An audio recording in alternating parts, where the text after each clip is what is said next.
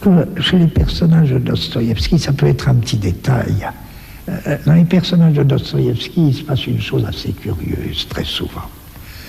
Généralement, ils sont très agités.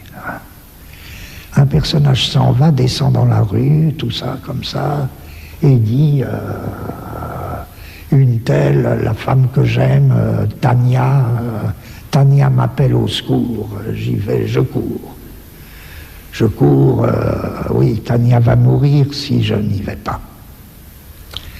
Et il descend son escalier, et il rencontre un ami, ou bien il voit un chien écrasé. Et il l'oublie complètement. Il oublie complètement que Tania l'attend en train de mourir. Il se met à parler comme ça, et il croise un autre camarade, il va prendre le thé chez le camarade, et puis tout d'un coup il dit Tania m'attend, il faut que j'y aille. Et qu'est-ce que ça veut dire? C'est voilà. Chez Dostoïevski, les personnages sont perpétuellement pris dans des urgences. Et en même temps qu'ils sont pris dans des urgences, qui sont des questions de vie ou de mort, ils savent qu'il y a une question encore plus urgente. Et ils ne savent pas laquelle. Et c'est ça qui les arrête. Tout se passe comme si, dans la pire urgence, il y a le feu, il faut que je m'en aille. Je me disais, non, il y a quelque chose de plus urgent. Quelque chose de plus urgent, et je ne bougerai pas tant que je ne le saurai pas. C'est l'idiot. Ça, c'est l'idiot. C'est la formule de l'idiot. Ah, mais vous savez, non, il y a un problème plus profond. Quel problème? Je ne le vois pas bien, mais laissez-moi. Tout peut brûler. Non, il faut trouver ce problème plus urgent. Bon.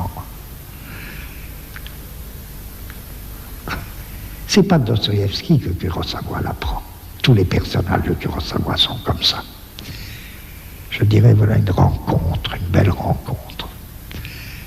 Si Kurosawa peut adapter Dostoïevski, c'est au moins parce qu'il peut dire j'ai une affaire commune avec lui. J'ai un problème commun. Ce problème-là. Les personnages de Kurosawa, ils sont exactement dans la même situation.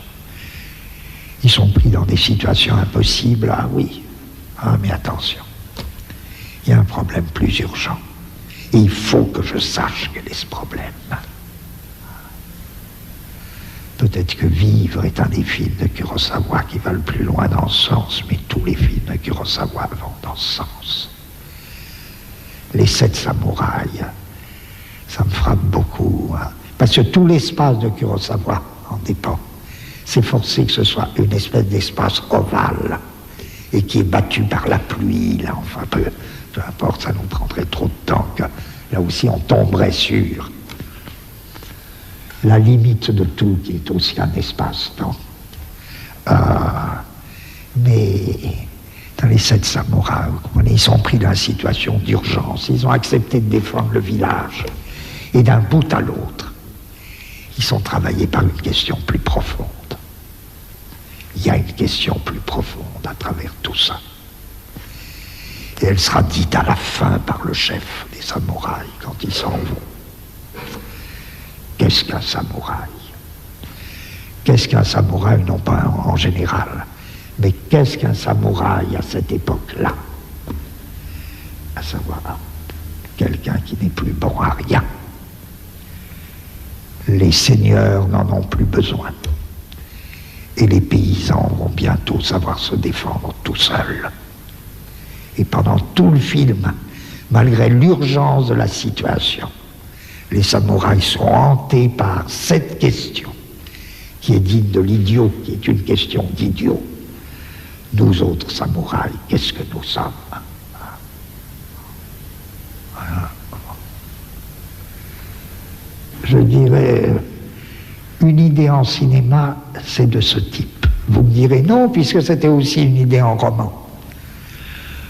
Mais une idée en cinéma, c'est de ce type une fois qu'elle est déjà engagée dans un processus cinématographique. Vous pouvez dire, là, j'ai une idée, même si vous l'empruntez à Dostoïevski. Je dirais de même, je cite très vite, je crois qu'une idée, c'est très simple. Encore une fois, c'est pas un concept, c'est pas de la philosophie. Un concept, c'est autre chose. De toute idée, on peut peut-être tirer un concept, mais je pense à Minelli. Minelli, là, il me semble une idée extraordinaire sur le rêve. Elle est très simple, on peut la dire, et elle est engagée dans tout un processus cinématographique qui est l'œuvre de Minelli. Et la grande idée de Minelli sur le rêve, il me semble, c'est que le rêve concerne avant tout ceux qui ne rêvent pas. Le rêve de ceux qui rêvent concerne ceux qui ne rêvent pas. Et pourquoi ça les concerne? Parce que dès qu'il y a rêve de l'autre, il y a danger. À savoir que le rêve des gens est toujours un rêve dévorant qui risque de nous engloutir. Et que les autres rêves, c'est très dangereux. Et que le rêve est une terrible volonté de puissance. Et que chacun de nous est plus ou moins victime du rêve des autres. Même quand c'est la plus gracieuse jeune fille, même quand c'est la plus gracieuse jeune fille, c'est une terrible dévorante, pas par son âme, mais par ses rêves. Méfiez-vous du rêve de l'autre, parce que si vous êtes pris dans le rêve de l'autre, vous êtes foutu. Bon, ne soyez jamais pris dans le rêve de l'autre. Alors, vous comprenez, quand on a une idée comme ça, la question est vraiment pas de savoir si elle est vraie ou si elle est fausse. La question est de savoir si elle est importante, intéressante et si elle est belle. Et c'est la même chose en science, c'est la même chose en philosophie, vous savez. Ou bien je parlerai autre exemple, d'idée proprement cinématographique, de la fameuse dissociation, voire parler, dans un cinéma relativement récent. Que ce soit, alors là aussi je prends les cas les plus connus, que ce soit Cyberberg, que ce soit les Straub, que ce soit Marguerite Duras. Qu'est-ce qu'il y a de commun? Et en quoi c'est proprement cinématographique? Ça, c'est une idée cinématographique. Faire une disjonction du visuel et du sonore. Pourquoi ça ne peut pas se faire au théâtre? Pourquoi? Ça peut se faire. Ce sera de l'appli. Alors là, si ça se fait au théâtre, sauf exception, à moins que le théâtre trouve des moyens de le faire, on pourra dire que le théâtre, là, applique du cinéma. Ce qui est pas mal forcément, mais c'est une idée tellement cinématographique, assurer la disjonction du voir et du sonore et du parler, du visuel et du sonore, que ça répondrait à l'idée, qu'est-ce que, par exemple, avoir une idée cinématographique? Et tout le monde sait en quoi ça consiste, je le dis à ma manière. Une voix parle de quelque chose. En même temps, donc, on parle de quelque chose. En même temps, on nous fait voir autre chose. Et enfin, ce dont on nous parle est sous ce qu'on nous fait voir. C'est très important, ça, ce troisième point. Vous sentez bien que c'est là que le théâtre ne pourrait pas suivre. Le théâtre pourrait assurer les deux premières propositions. On nous parle de quelque chose et on nous fait voir autre chose. Mais que ce dont on nous parle en même temps se mette sous ce qu'on nous fait voir, et c'est nécessaire, sinon les deux premières opérations, elles n'auraient aucun sens. Elles auraient guère d'intérêt. Si vous préférez, on peut dire, alors en termes plus la parole s'élève dans l'air. La parole s'élève dans l'air en même temps que la terre qu'on voit, elle, s'enfonce de plus en plus. Ou plutôt en même temps que ce dont cette parole qui s'élève dans l'air nous parlait, cela dont elle nous parlait s'enfonce sous la terre. Qu'est-ce que c'est que ça? S'il n'y a que le cinéma qui puisse faire ça. Et je ne dis pas qu'il doit le faire, hein, qu'il l'ait fait, mettons, 2 ou 3 fois. Je peux dire simplement, c'était de grands cinéastes qui ont eu cette idée.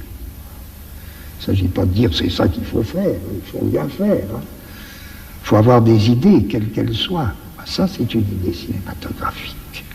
Je dis c'est prodigieux parce que ça assure, au niveau du cinéma, une véritable transformation des éléments. Un cycle des grands éléments qui fait que du coup, le cinéma fait un grand écho avec, je ne sais pas, avec une physique qualitative des éléments. Ça fait une espèce de transformation.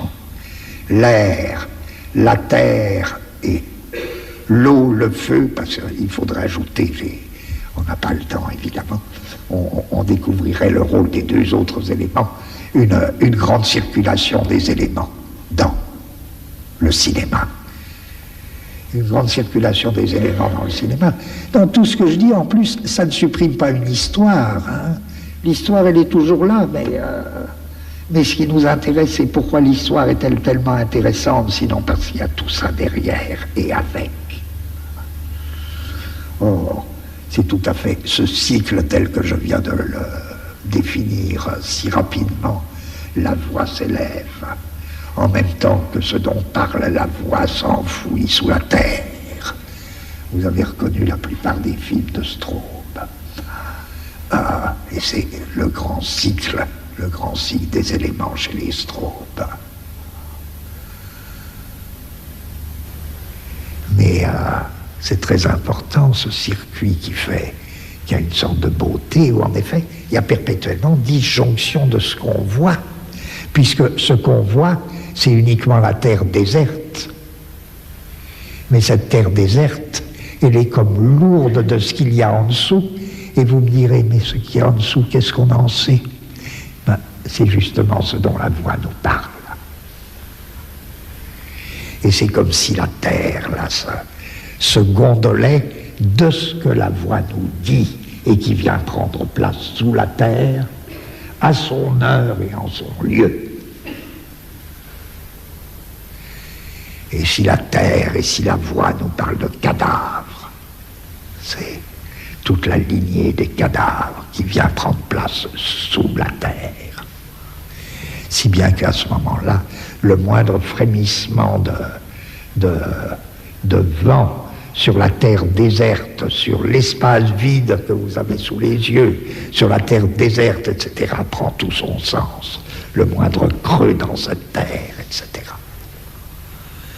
Mais je me dis, voyez bien, avoir une idée, c'est pas de l'ordre de la communication, en tout cas. Et c'est à ça que je voudrais en venir, parce que ça fait partie des questions qui m'ont été très gentiment posées. Je veux dire à quel point tout ce dont on parle est irréductible à toute communication. Et c'est pas grave, ça veut dire quoi? Ça veut dire, il me semble que, en un premier sens, on pourrait dire que la communication, c'est la transmission et la propagation d'une information. Or, une information, c'est quoi? C'est pas très compliqué, tout le monde le sait. Une information, c'est un ensemble de mots d'ordre. Quand on vous informe, on vous dit ce que vous êtes censé devoir croire. En d'autres termes, informer, c'est faire circuler un mot d'ordre. Les déclarations de police sont dites à juste titre des communiqués. On nous communique de l'information, c'est-à-dire on nous dit ce que nous sommes censés être en état ou devoir croire, ce que nous sommes tenus de croire, ou même pas de croire, mais de faire comme si l'on croyait. Puisqu'on ne nous demande pas de croire, on nous demande de nous comporter comme si nous le croyions. C'est ça l'information, la communication, et indépendamment de ces mots d'ordre et de la transmission de ces mots d'ordre, il n'y a pas de communication, il n'y a pas d'information. Ce qui revient à dire que l'information, c'est exactement le système du contrôle. Et c'est vrai, enfin je dis des platitudes, c'est évident. C'est évident, sauf que ça nous concerne particulièrement aujourd'hui. Ça nous concerne aujourd'hui parce que c'est vrai que nous entrons dans une société qu'on peut appeler une société de contrôle. Vous savez, un penseur comme Michel Foucault avait analysé deux types de sociétés assez rapprochées de nous. Les unes qu'il appelait des sociétés de souveraineté, et puis les autres qu'il appelait des sociétés disciplinaires. Et ce qu'il appelait les sociétés disciplinaires, qu'il faisait partir nettement, parce qu'il y a toutes les transitions que vous voulez, avec Napoléon, qui était le passage typique d'une société de souveraineté à une société disciplinaire. La société disciplinaire, elle se définissait, c'est célèbre, les analyses de Foucault sont restées à juste titre célèbres, elle se définissait par la constitution de milieux d'enfermement. Prison, école, atelier, hôpital. Et les sociétés disciplinaires avaient besoin de ça. Ça a un peu engendré des ambiguïtés chez certains lecteurs de Foucault parce qu'on a cru que c'était la dernière pensée de Foucault. Évidemment, non. Foucault n'a jamais cru, et même il a dit très clairement que ces sociétés disciplinaires, elles n'étaient pas éternelles.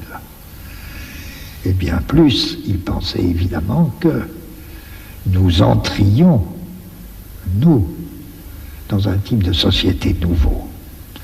Bien sûr, il y a toutes sortes de restes de sociétés disciplinaires, et pour des années et des années. Mais nous savons déjà que nous sommes dans des sociétés d'un autre type, qu'il faudrait appeler ces Burroughs qui prononçaient le mot, et Foucault avait une très vive admiration pour Burroughs. Burroughs proposait un nom très simple de contrôle. Nous entrons dans des sociétés de contrôle qui se définissent très différemment des disciplines. Nous n'avons plus besoin, ou plutôt, ceux qui veillent à notre bien n'ont plus besoin ou n'auront plus besoin de milieux d'enfermement. Vous me direz, c'est pas évident actuellement, avec tout ce qui se passe actuellement, mais c'est pas du tout la question. Il s'agit de, c'est peut-être pour dans 50 ans, mais actuellement déjà tout ça, les prisons, les écoles, les hôpitaux sont des lieux de discussion permanents. Est-ce qu'il ne vaut pas mieux répandre les soins à domicile? Oui, c'est sans doute l'avenir. Les ateliers, les usines, ça craque par tous les bouts. Est-ce qu'il ne vaut pas mieux les régimes de sous-traitance et même le travail à domicile? Bon, les prisons, c'est une question. Qu'est-ce qu'il faut faire? Qu'est-ce qu'on peut trouver? Est-ce qu'il n'y a pas d'autres moyens de punir les gens que la prison? C'est des vieux problèmes qui renaissent. Parce que les sociétés de contrôle ne passeront évidemment plus par des milieux d'enfermement. Même l'école. Il faut bien surveiller actuellement les thèmes qui naissent. Ça se développera que dans 50 ans, 40 ans, pour nous expliquer que l'épatant, ce serait faire en même temps l'école et la profession. Ce sera très intéressant, parce que c'est ça l'identité de l'école et de la profession dans la formation permanente, qui est notre avenir. Ça n'impliquera plus forcément le regroupement d'écoliers dans un milieu d'enfermement. Ça pourra se faire tout à fait autrement. Ça se fera par Minitel, enfin tout ça, tout ce que vous voudrez. Épatant, ce serait des formes de contrôle. Voyez en quoi un contrôle, c'est pas une discipline. Je dirais par exemple d'un autoroute que là vous enfermez pas les gens, Mais en faisant des autoroutes, vous multipliez des moyens de contrôle. Je ne dis pas que ce soit ça le but unique de l'autoroute. Mais des gens peuvent tourner à l'infini et sans être du tout enfermés, tout en étant parfaitement contrôlés. C'est ça notre avenir, des sociétés de contrôle et pas des sociétés de discipline. Alors pourquoi je raconte tout ça? Bon, c'est parce que l'information, mettons que ce soit ça. L'information, bon, c'est le système contrôlé des mots d'ordre. Des mots d'ordre qui ont cours dans une société donnée. Qu'est-ce que l'art peut avoir à faire avec ça? Qu'est-ce que l'œuvre d'art? Vous me direz, allez, tout ça, ça ne veut rien dire. Alors parlons pas d'œuvre d'art. Parlons, disons au moins qu'il y a de la contre-information. Par exemple, il y a des pays où, dans des conditions particulièrement dures et cruelles, des pays de très dure dictature, où il y a de la contre-information. Du temps d'Hitler, les Juifs qui arrivaient d'Allemagne et qui étaient les premiers à nous apprendre qu'il y avait des camps d'extermination en Allemagne, ils faisaient de la contre-information. Ce qu'il faut constater, c'est que, il me semble, jamais la contre-information n'a suffi à faire quoi que ce soit. Aucune contre-information n'a jamais gêné Hitler. Non. Sauf dans un cas. Et quel est le cas? C'est là que c'est important. Ma seule réponse, ce serait la contre-information ne devient effectivement efficace que quand elle est. Et elle l'est par nature, donc c'est pas grave. Que quand elle est ou devient acte de résistance. Et l'acte de résistance, lui, n'est ni information, ni contre-information. La contre-information n'est effective que quand elle devient un acte de résistance. Quel est le rapport de l'œuvre d'art avec la communication? Aucun. Aucun. L'œuvre d'art n'est pas un instrument de communication. L'œuvre d'art n'a rien à faire avec la communication. L'œuvre d'art ne contient strictement pas la moindre information. En revanche, il y a une affinité fondamentale entre l'œuvre d'art et l'acte de résistance. Alors là, oui, il y a quelque chose à faire avec l'information et la communication, oui, à titre d'acte de résistance. Quel est ce rapport mystérieux entre une œuvre d'art et un acte de résistance, alors que les hommes qui résistent n'ont ni le temps, ni parfois la culture nécessaire pour avoir le moindre rapport avec l'art? Je ne sais pas. Malraux développe un beau concept philosophique. Malraux dit une chose très simple sur l'art, il dit c'est la seule chose qui résiste à la mort. Je dis, revenons à mon truc tout à l'heure, au début, sur qu'est-ce que c'est, qu'est-ce qu'on fait. Quand on fait de la philosophie, on invente des concepts. Mais je trouve que là, c'est la base d'un assez beau concept philosophique. Réfléchissez, oui, qu'est-ce qui résiste à la mort? Ben oui, sans doute. Il suffit de voir une statuette de 3000 ans avant notre ère pour trouver que la réponse de Malraux est plutôt une bonne réponse. Mais on pourrait dire, alors, moins bien, mais du point de vue qui nous occupe, ben oui, l'art, c'est ce qui résiste. C'est ce qui résiste. Et c'est peut-être, non pas la seule chose qui résiste, mais c'est ce qui résiste. D'où le rapport si étroit entre l'acte de résistance et l'art, et l'œuvre d'art. Tout acte de résistance n'est pas une œuvre d'art, bien que d'une certaine manière elle en soit. Toute œuvre d'art n'est pas un acte de résistance, et pourtant d'une certaine manière, elle l'est. Quelle manière mystérieuse, là, il nous faudrait peut-être, je ne sais pas, il nous faudrait une autre réflexion, une longue réflexion pour... Ce que je veux dire, c'est, si vous me permettez de revenir à qu'est-ce qu'avoir une idée en cinéma ou qu'est-ce qu'avoir une idée cinématographique. Lorsque je vous disais, prenez le cas, par exemple, entre autres, des strobes, lorsqu'ils opèrent cette disjonction voix-sonore, dans des conditions telles que, marquez l'idée, d'autres grands auteurs l'ont prise d'une autre manière. Je crois que chez les strobes, ils la prennent de la manière suivante. Cette disjonction, encore une fois, la voix s'élève, elle s'élève, elle s'élève. Elle s'élève et encore une fois, ce dont elle nous parle passe sous la terre nue, sous la terre déserte que l'image visuelle était en train de nous montrer, image visuelle qui n'avait aucun rapport avec l'image sonore, ou qui n'avait aucun rapport direct avec l'image sonore. Or, quel est cet acte de parole qui s'élève dans l'air pendant que son objet passe sous la terre? Résistance. Acte de résistance. Et dans toute l'œuvre des strobes, l'acte de parole est un acte de résistance. De Moïse au dernier Kafka, en passant par, je ne cite pas dans l'ordre, je ne sais pas l'ordre, un non réconcilié jusqu'à Bach.